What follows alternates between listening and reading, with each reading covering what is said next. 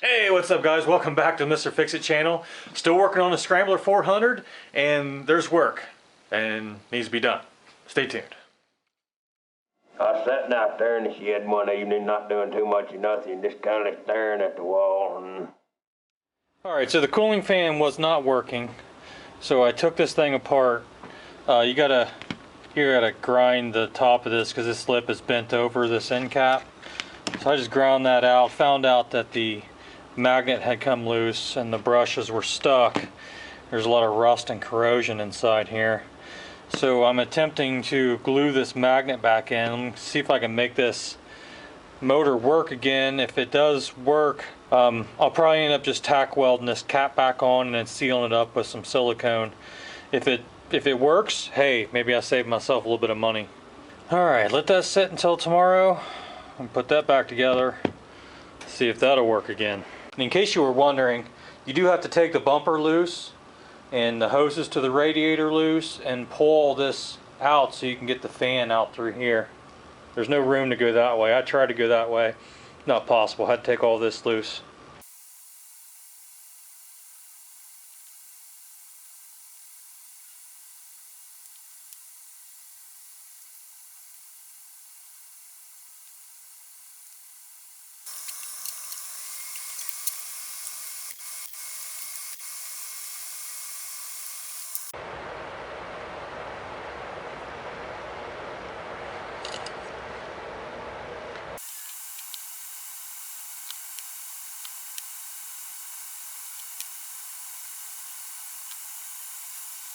Just let that set up and that should seal it.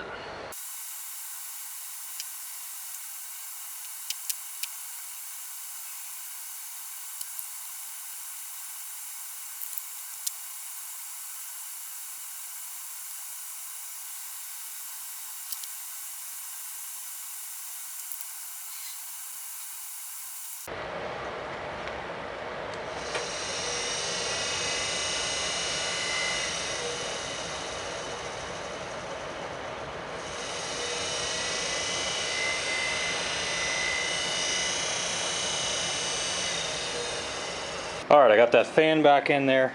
I'm just going to plug it in right here.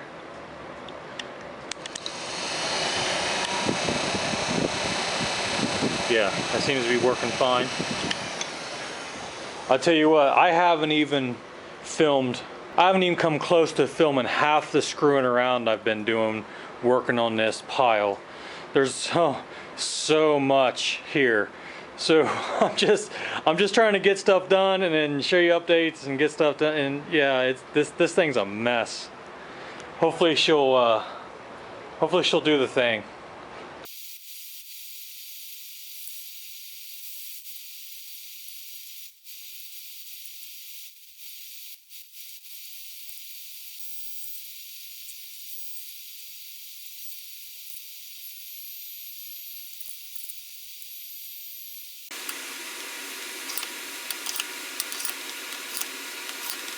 Alright, this thing here needs to go on that shaft, and the frame's been cut.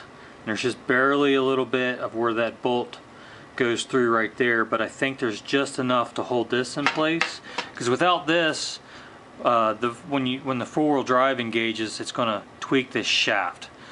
So this is why that's there, to keep that from happening.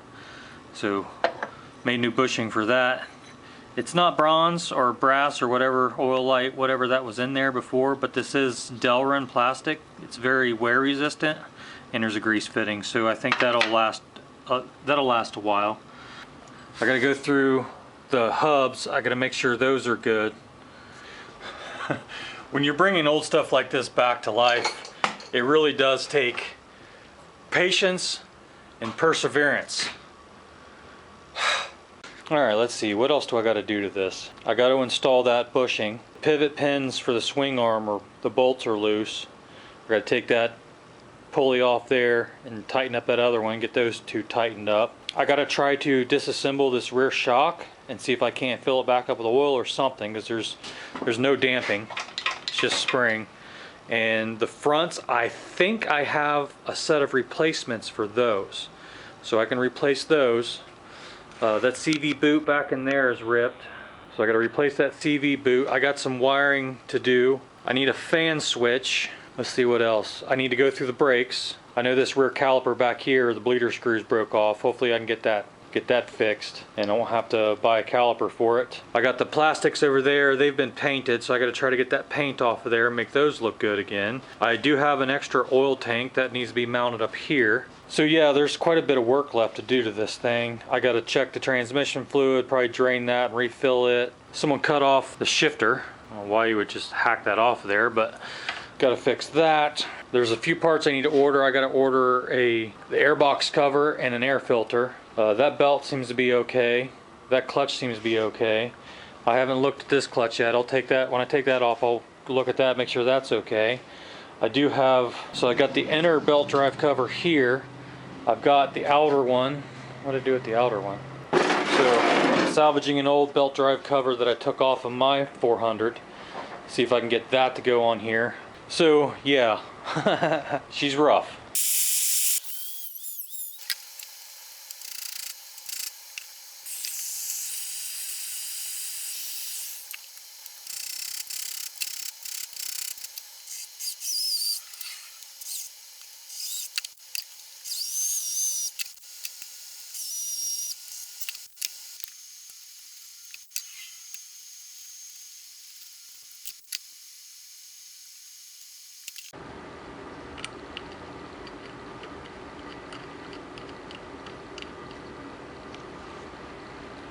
I got the brake on there. I got that bushing installed back there. Got the caliper back on. Some screwing around with the swing arm pivot pins. Yeah, not going to talk about that. And what else? I got the rear shock off. I'm going to work on the rear shock. I'm going to see if I can take that thing apart and maybe do something to help it.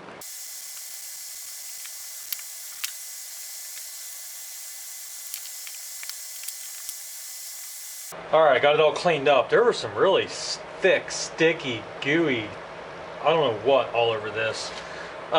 This shock needs rebuilt, obviously, but I think all I'm going to do right now is just put some oil in it.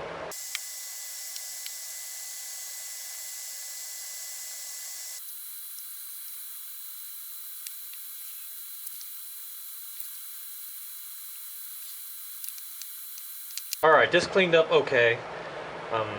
Seems to be working now. I'm going to go ahead and stick this back on the quad. Alright, so I'm up front here. I need to take this hub off so I can replace this torn CV boot. And I just wanted to show you a little trick on how to get this cap apart. So what you're going to do is you're going to take a t-shirt and you're going to lay it on here like this. You don't have to be a t-shirt, a towel, or a big rag will work. You're going to take your compressed air line, stick it in the drain plug, fill plug hole, give it a boost. Now, I didn't have to touch it with tools, and I'm not going to mar it up with screwdrivers and whatnot. That's just an easy way to get that off of there. Now, if you don't know how to take any of this apart, I'll put a link right up here to a video where I take all this apart and I show you how all this goes back together.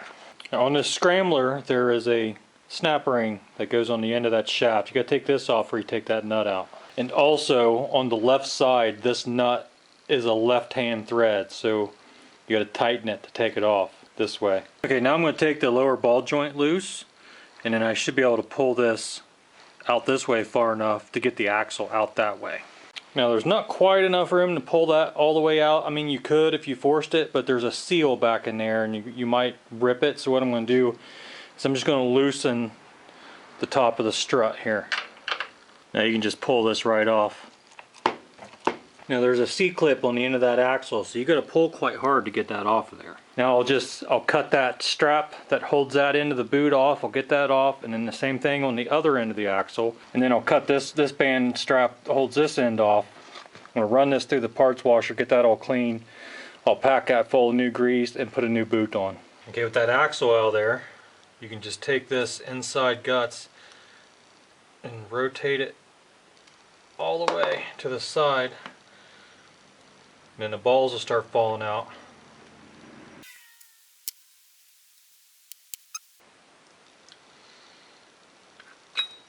Just like that. Now you can really get this all cleaned up. Now the star-shaped piece that goes in the center of this ring here, it only goes in one way, so you want to be real careful and pay attention to how this came out so you can put it back in the same way. So when you put this back in, this side is facing outward. You can see that side has a step inside there. That's inward, that's outward.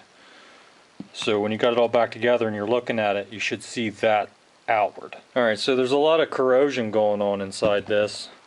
That's why once you notice your CV axle boot is ripped, you need to repair this as soon as possible.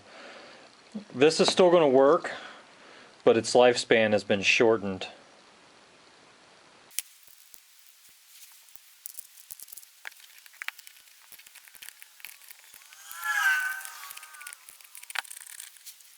So the front shocks on this are blown out, and I thought I had some replacements, but they won't fit this particular model. So I'm going to pull these shocks off of the strut, and I'm going to see if I can't fill these back up with oil.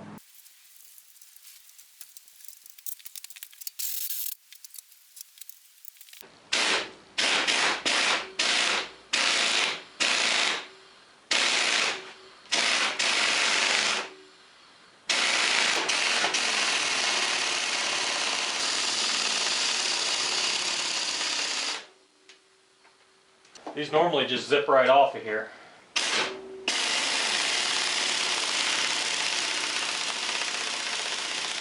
Of course, this one's not going to.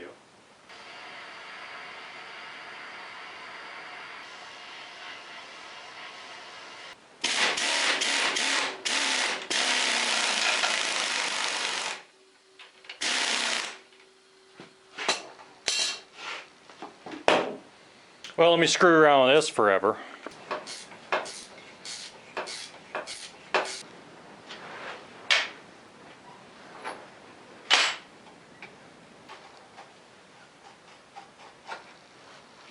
So, as you can see, there is some oil in it, but that's not how that's supposed to work. Alright, I got this shock clamped in the vise upside down, and this is not a conventional repair method. This is just something I'm going to do to try to breathe some life back into the shock. What I'm going to do is I'm going to drill and tap a hole here. I'm going to add some oil to it, and I'm going to plug it back off.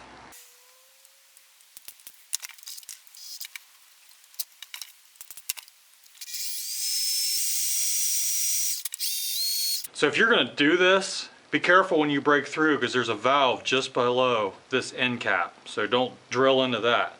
You'll feel it break through, but don't push too hard. Now there is going to be some metal chips down in here, so I'm going to take this pick. It's got like a hook shape on it and a strong magnet. I'm going to go like this. I'm going to try to pick all these metal chips out of here.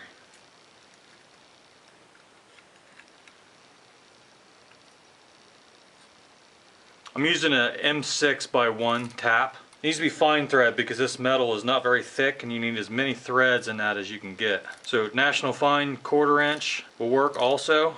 So you can hear that air right there. It's all the way at the end of its travel. So I'm just going to try to get rid of that. So it's not going to take a whole lot of oil.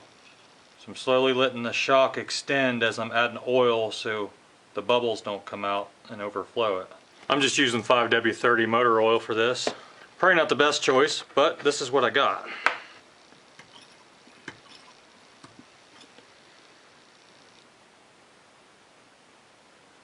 This is a pretty slow process. I'm just working the shock in and out until I don't hear air and the shock stiffens up. It's only that last little bit of its travel.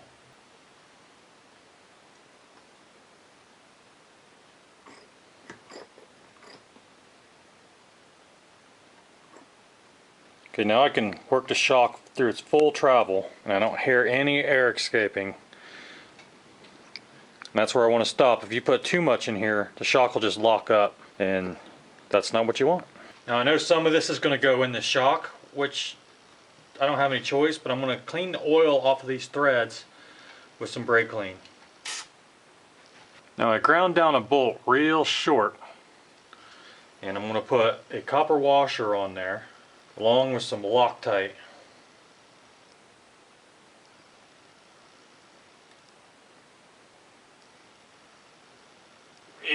more like it.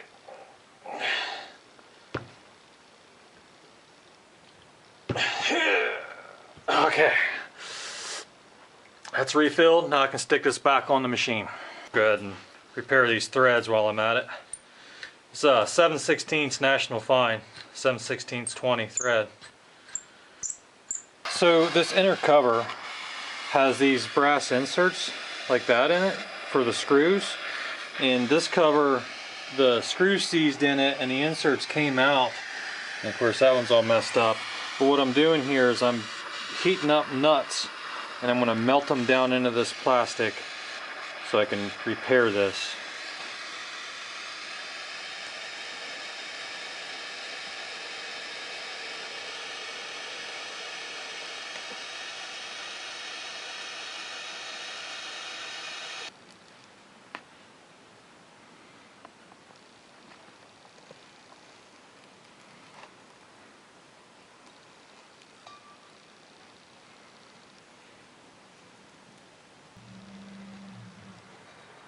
Alright, so this exhaust pipe, because it's been welded here, you can't, this won't mount up to the engine because this wasn't welded in like the correct position.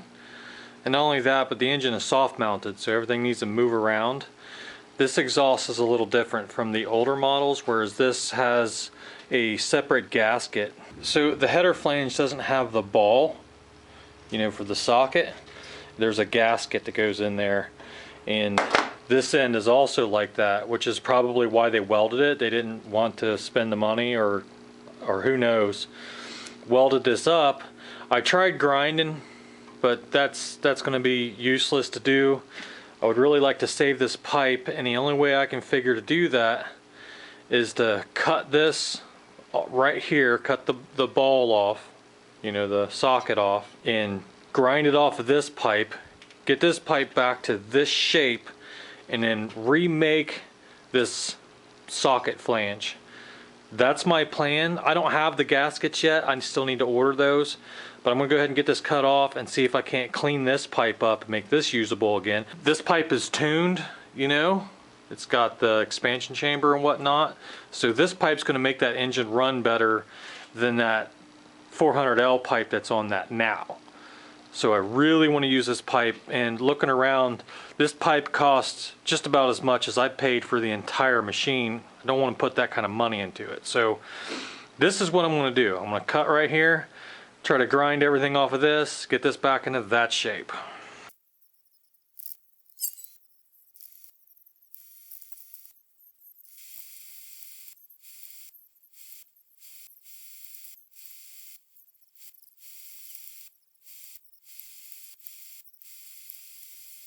Alright, I got that back to about where it's supposed to be.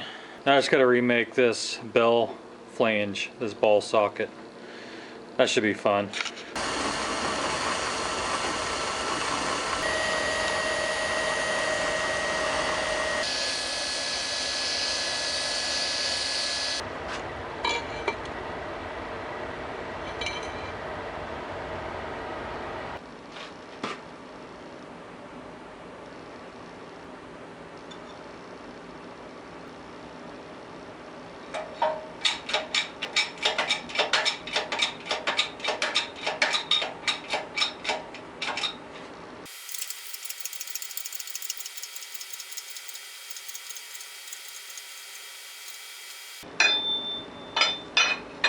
Yeah, I think that worked. It's a nicely formed part. As long as I got the dimensions correct for the gasket. Need to get those ordered up.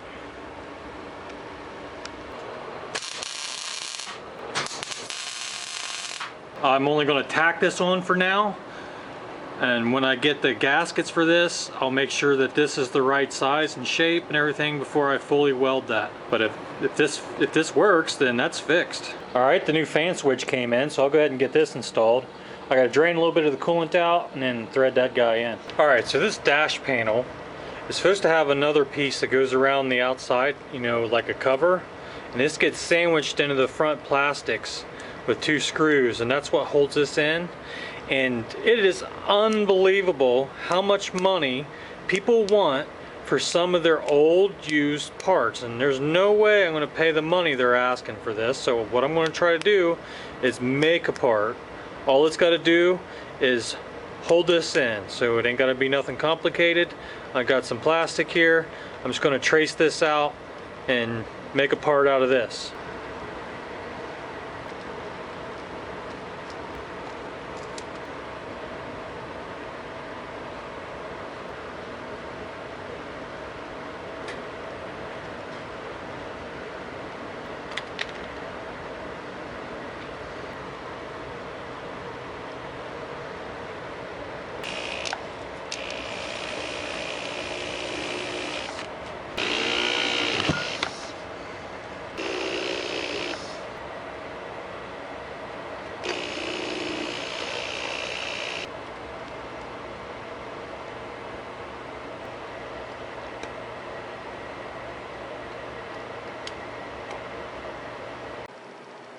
Now, is it perfect?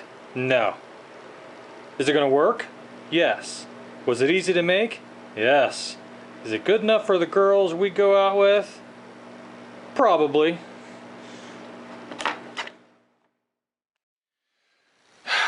Well, that's all I got for you this time. If you like this video, please give me a thumbs up, consider subscribing, and don't be afraid to fix it. Thanks for watching.